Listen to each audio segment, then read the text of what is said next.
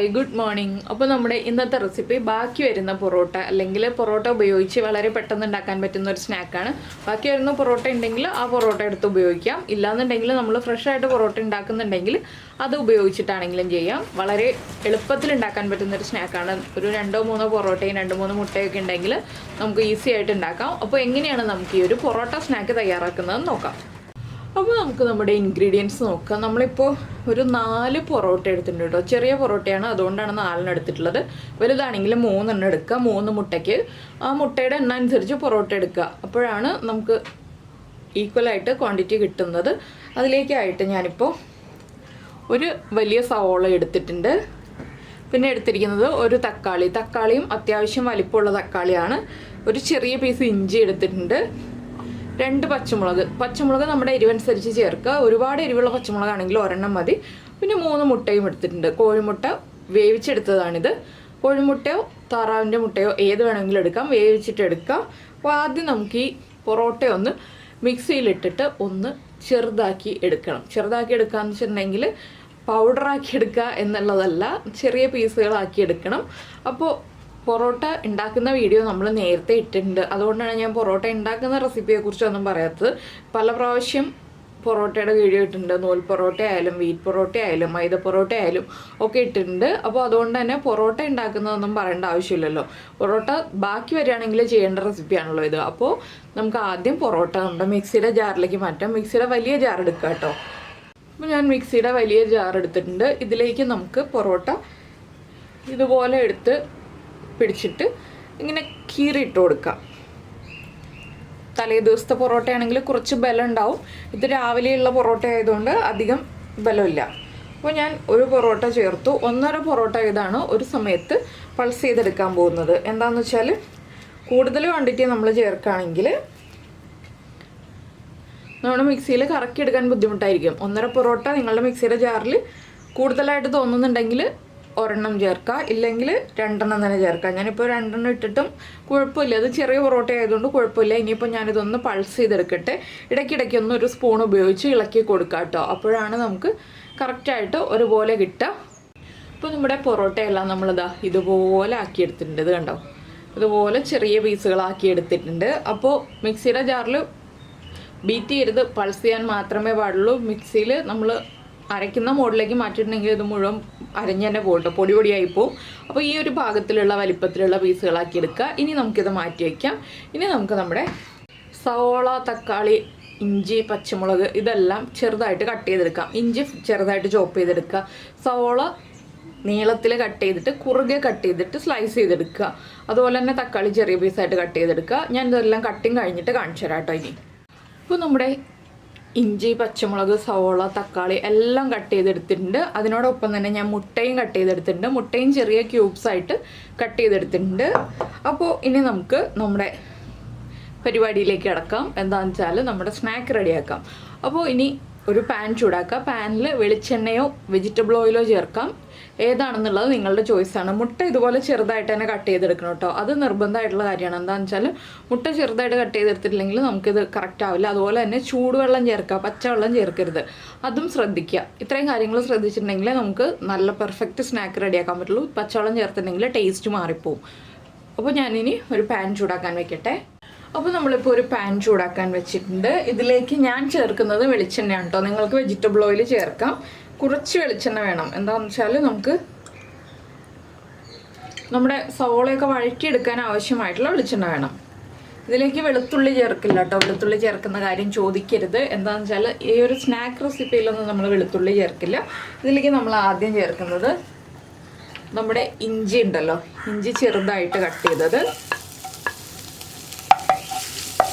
നിങ്ങൾക്ക് ginger garlic paste അല്ലെങ്കിൽ ginger paste add ചെയ്യാം. ജിഞ്ചർ പേസ്റ്റ് ആഡ് ചെയ്യണമെന്നല്ല, ജിഞ്ചർ ഗാർലിക് പേസ്റ്റ് ആഡ് ചെയ്യുന്നതിനേക്കാൾ.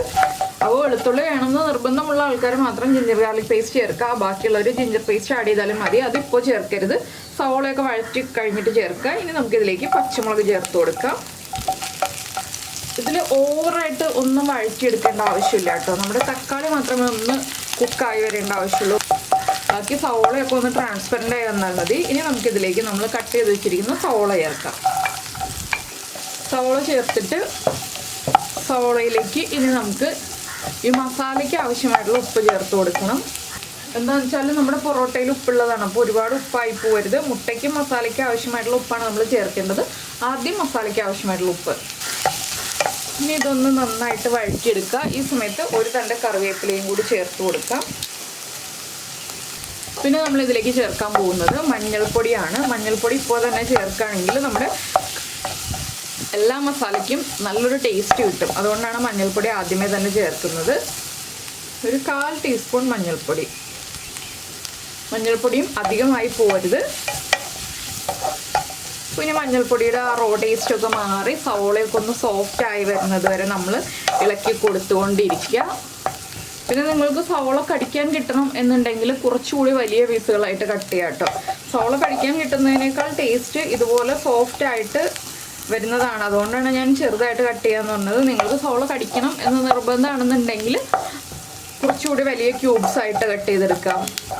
ഇതിപ്പോൾ വേഗം തന്നെ ആവട്ടെ, അധികം സമയം എടുക്കില്ല. നമ്മുടെ മസാല വേഗം റെഡിയായി കിട്ടും. മസാല റെഡിയായി കിട്ടിയിട്ടുണ്ടെങ്കിൽ നമുക്ക് ബാക്കിയുള്ള കാര്യങ്ങളൊക്കെ ഈസിയാണ്.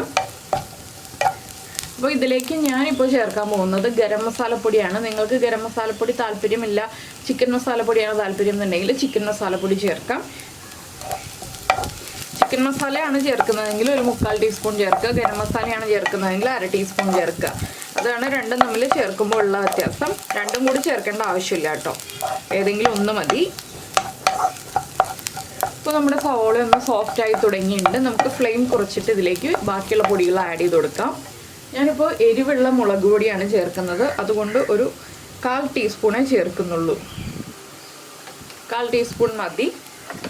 കാശ്മീരി ചില്ലി പൗഡർ ആണെങ്കിൽ 1/2 ടീസ്പൂൺ വരെ ചേർക്കാം. പിന്നെ നമ്മൾ ചേർക്കുന്നത് ഒരു 1/4 ടീസ്പൂൺ കുരുമുളക് പൊടി. ഇത് വീട്ടിൽ പൊടിച്ച കുരുമുളക് പൊടി ആയതുകൊണ്ടാണ് 1/4 ടീസ്പൂൺ. അല്ലെന്നുണ്ടെങ്കിൽ നമ്മൾ വാങ്ങിക്കുന്ന കുരുമുളക് പൊടിയാണെങ്കിൽ 1/2 ടീസ്പൂൺ വരെ ചേർക്കാം.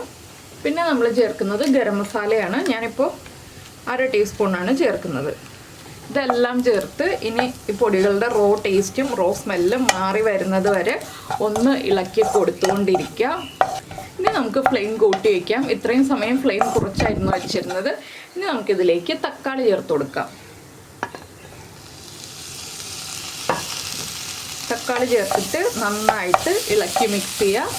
നിങ്ങൾക്ക് തക്കാളി നന്നായിട്ട് ഉടഞ്ഞു പോകണം എന്നുണ്ടെങ്കിൽ നന്നായിട്ട് ഉടയുന്നത് വരെ കുക്ക് ചെയ്യുക. ഞാനിപ്പോൾ നന്നായിട്ട് ഉടയുന്ന രീതിയിലല്ല, ചെറിയ പീസുകളായിട്ട് ഇടയ്ക്ക് കടിക്കാൻ കിട്ടുന്ന രീതിയിലാണ് കുക്ക് ചെയ്യുന്നത്. അപ്പോൾ ഓവറായിട്ട് തക്കാളി ചേർക്കണ്ട കേട്ടോ. ഓവറായിട്ട് തക്കാളി ചേർത്തിട്ടുണ്ടെങ്കിൽ പുളി ഓടിപ്പോവും. ചെറിയൊരളവിൽ മാത്രമാണ് നമ്മളിപ്പോൾ ആ സവോളയുടെ സെയിം അളവിൽ തന്നെ തക്കാളി ചേർക്കുകയാണെങ്കിൽ ഓവറായിട്ട് പുളി കൂടിപ്പോവില്ല. നമുക്ക് അത്രയും ക്വാണ്ടിറ്റി പൊറോട്ടയുണ്ട്, മുട്ടയുണ്ടല്ലോ, അതുകൊണ്ട്. ഇനി നമുക്ക് ഇതിലേക്ക് തിളച്ച വെള്ളം ചേർത്ത് കൊടുക്കാം. ഞാനിപ്പോൾ തിളപ്പിച്ച വെള്ളമാണിത്. നമ്മുടെ മസാലകളൊന്ന് വേഗം കുക്കായി വരാനാണ് നമ്മൾ ഇതുപോലെ തിളപ്പിച്ച വെള്ളം ചേർത്തിട്ട് ഇളക്കി മിക്സ് ചെയ്യുന്നത്. ഇനി നമുക്കൊന്ന് കുറച്ച് വെള്ളം ചേർത്ത് ഒരു 1/4 കപ്പ് വെള്ളം ചേർത്തിട്ട് ഒന്ന് അടച്ചു വയ്ക്കാം. എന്താണെന്ന് വെച്ചാൽ നമ്മുടെ മസാലകളെല്ലാം കറക്റ്റായിട്ട് കുക്കായി ആ ഉപ്പും എരിവും എല്ലാം സവോളയിലേക്കും തക്കാളിയിലേക്കും ഒക്കെ പിടിച്ചു വരാനാണ് നമ്മൾ ഇതുപോലെ ചെയ്യുന്നത്. ഇനിയിപ്പോൾ അത് അടച്ചു വയ്ക്കുക. ഒരു മിനിറ്റ് ഒന്ന് അടച്ചു വെച്ചാൽ മതി. ഒരുപാട് സമയം ഒന്നും അടച്ചു വയ്ക്കേണ്ട. 1 മിനിറ്റ് ഒന്ന് അടച്ചു വെച്ച് കുക്ക് ചെയ്തിട്ടുണ്ടെങ്കിൽ നമ്മുടെ മസാലകളൊക്കെ കുക്കായി വരും. വെള്ളം കൂടുതൽ ചേർത്തിട്ടുണ്ടെങ്കിൽ മസാലയുടെ പാകം തെറ്റിപ്പോവും. അതാണ് 1/4 കപ്പ് വെള്ളം എന്ന് പറഞ്ഞത്. ഇപ്പോൾ നമ്മൾ അടച്ചു വെച്ചിട്ട് 1 മിനിറ്റ് ആയി. ഞാനൊന്ന് തുറക്കുകയാണ്. കണ്ടോ, വെള്ളമൊക്കെ ഒന്ന് വറ്റി വന്നിട്ടുണ്ട്. നമുക്ക് ഫ്ലെയിം കുറച്ചിട്ട് നമ്മൾ എടുത്തു വെച്ചിരിക്കുന്ന മുട്ടയുണ്ടല്ലോ, മുട്ട ഇതിലേക്ക് ചേർത്ത് കൊടുക്കാം. മുട്ട ചേർത്തിട്ട് നന്നായിട്ട് ഇളക്കി മിക്സ് ചെയ്യുക. ഇനി മുട്ടയ്ക്കും കൂടി ആവശ്യമായിട്ടുള്ള ചെറിയ അളവിലുള്ള ഉപ്പ് ഇതിലേക്ക് ചേർത്ത് കൊടുക്കുക. വെള്ളം കൂടുതൽ ഉണ്ടാവരുത്. മുട്ട ചേർക്കുമ്പോൾ ചെറിയ അളവിൽ മാത്രമേ വെള്ളം ഉണ്ടാവാൻ പാടുള്ളൂ. ചെറിയൊരളവിൽ മാത്രം ഉപ്പ് ചേർത്ത് കൊടുക്കുക. ഇത് ഇങ്ങനെ തന്നെ നമുക്ക് കറിയായിട്ട് നമ്മുടെ ചപ്പാത്തിയുടെയോ പൊറോട്ടയുടെയോ കൂടെ കഴിക്കാവുന്നതാണ് കേട്ടോ. ഈ ഒരു റെസിപ്പി ഇതുപോലെ തന്നെ കഴിക്കാം.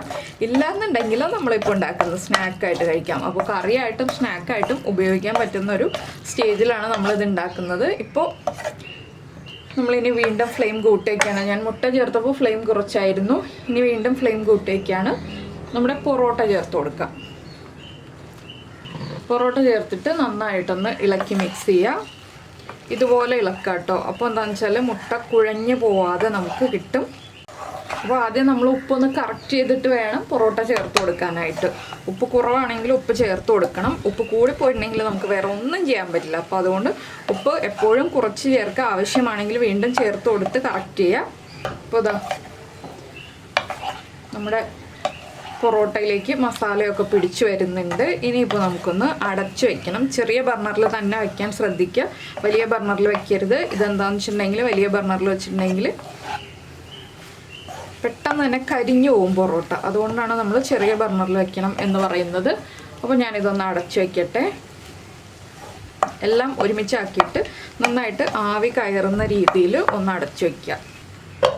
ഒരു മിനിറ്റും കൂടി ഇതുപോലെ അടച്ചു വയ്ക്കുക. ചെറിയ ബർണറിൽ ഹൈ ഫ്ലെയിമിൽ വെച്ചോളൂ 1 മിനിറ്റ്. വലിയ ബർണറാണെങ്കിൽ ലോ ഫ്ലെയിമിൽ വെക്കണം. അതിനുശേഷം നമുക്ക് ഒന്നുകൂടി ടേസ്റ്റ് ചെയ്ത് നോക്കാം. ഇളം ചൂടോടുകൂടി സെർവ് ചെയ്യുക. അപ്പോൾ ഇത്രയേ ഉള്ളൂ നമ്മുടെ പൊറോട്ട സ്നാക്കിൻ്റെ പരിപാടി. ബാക്കി വന്ന പൊറോട്ട ഉപയോഗിച്ച് അല്ലെങ്കിൽ ബാക്കി വന്ന ചപ്പാത്തി ഉപയോഗിച്ചും ഈ സെയിം റെസിപ്പി ചെയ്യാം. ബാക്കി വന്ന ചപ്പാത്തി ഉപയോഗിച്ച് ചെയ്യുമ്പോൾ ഇതുപോലെ അല്ല കേട്ടോ ചെയ്യുന്നത്. നമ്മൾ ചെറുതായിട്ട് കട്ട് ചെയ്തിട്ടാണ് ചെയ്യുന്നത്. ചപ്പാത്തി പൊറോട്ട ആണെങ്കിലാണ് മിക്സിയിലൊന്ന് കറക്കി എടുക്കുന്നത്. പൊറോട്ട കട്ട് ചെയ്തെടുത്താൽ പെർഫെക്റ്റ് ആവില്ലല്ലോ, അതുകൊണ്ടാണ് മിക്സിയിൽ കറക്കി എടുക്കുന്നത്. അപ്പോൾ നിങ്ങൾക്ക് ഇഷ്ടമുള്ള ഇത് ചപ്പാത്തിയോ പൊറോട്ട ഏതാണെന്ന് വെച്ചിട്ടുണ്ടെങ്കിൽ അത് ഉപയോഗിച്ച് ഇതുപോലെ ചെയ്യാം. പിന്നെ മുട്ട വേവിച്ചിട്ട് അല്ലാതെയും ചെയ്യാം കേട്ടോ. മുട്ട വേവിച്ചിട്ട് തന്നെ ചെയ്യണമെന്ന് നിർബന്ധമില്ല.